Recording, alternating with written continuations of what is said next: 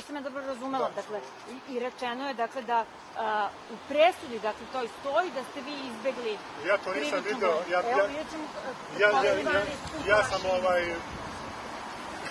ne znam stvarno ništa. Volite meni samo da... Da li je tačno da je Lazović vaš prijatelj i to? I tako, ja mogu reći da sam ja prevezao mnogo ljudi.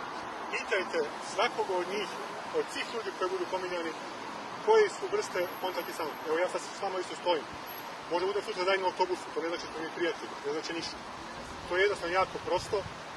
Ne bih volio dalje da ulazimo u to, bit će na kraju mnogo smešno na štetu tužioca, jer to je stvarno velika glupost, velika sramota što se uopšte bavi takvim stvarima. A videla za sorte, to da se vratim još jednom na to, mi smo optuženi, vidite ovako, ne znam ko je to, optuženi smo mi na osnovu veštačenja imena. Gospodin tužilac je poslao imena biološkom fakultetu da veštači imena, oni su googlovali imena i na osnovu googlovanja smo mi optuženi. I to je činjenica, vi da se upoznate do kraja ovog postupka. Mi nismo uhapšeni i osuđeni zbog činjenicih analiza koje dokazuju smo mi gajili drogu, nego zbog googlovanja imena.